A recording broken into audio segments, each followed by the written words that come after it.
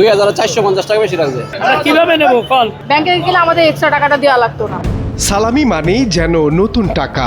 বড়রা তাই প্রতি ঈদের আগেই এসব টাকা সংগ্রহ করে রাখেন। কিন্তু এবার ঘটছে ভিন্ন ঘটনা। ব্যাংকে মিলছে না নতুন টাকা, অথচ ফুটপাতে বিক্রি হচ্ছে চড়া দামে।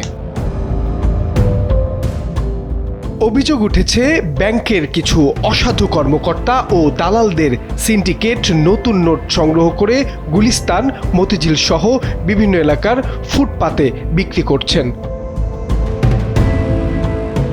খোঁজ নিয়ে জানা গেছে 1000 টাকার নতুন নোটের বান্ডিল কিনতে ক্রেতাদের গুনতে হচ্ছে অতিরিক্ত 300 থেকে 450 টাকা পর্যন্ত।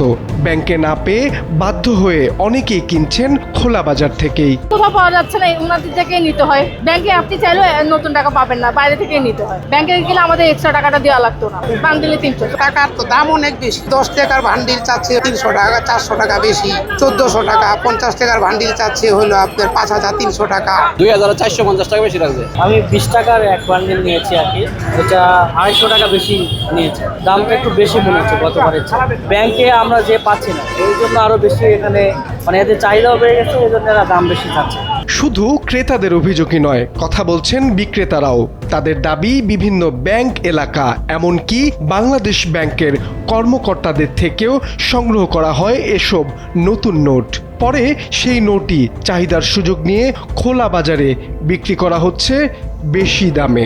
আমরা তো মনে করেন যে কর্মকর্তারা তো এখানে পয়সা কিনি, লাইন ধরে টাকা ওরাই নিয়ে আসে, ওরাই না আমাকে বেছে, আমাকে তো আমরা 10 টাকা কিনি, আমরা 12 টাকা বেশি বিক্রি আসবো না। দাম কম অন্য বছর সেবার দাম ওরা খুব একটা বেশি দেয়। বেশি রাখছি, ঠিক আছে। এখন আপনিই বলেন, একটা 10 টাকার বান্ডিলে 1350 টাকা কিনা, আমরা 1400 না বেচলে বাল বাচ্চা লয়ে খামু কি কর?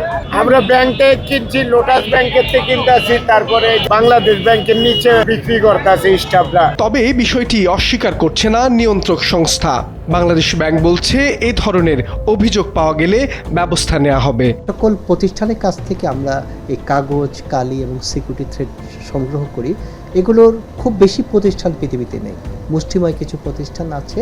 অতএব তাদের কাছ থেকে আমরা যে পরিমাণ সাপ্লাই আমাদের দরকার সেই পরিমাণ সাপ্লাই পাচ্ছি না। এই কালচারের সাথে যদি কেন্দ্রীয় ব্যাংকের লোকজনও যদি জড়িত থাকে, অবশ্যই তারাও এটাকে পানিশেবল অফেন্স করেছে বলে গণ্য করা হবে এবং সেই বিষয়গুলো আইন শৃঙ্খলা বাহিনীও দেখবে। কিন্তু একটা বিষয়, আমাদের ঠিক কম্পাউন্ডের বাইরে বা কমপ্লেক্সের বাইরে যে ঘটনাগুলো ঘটে সেগুলোর উপর আমাদের আসলে তেমন নজরদারি থাকার সুযোগ থাকে।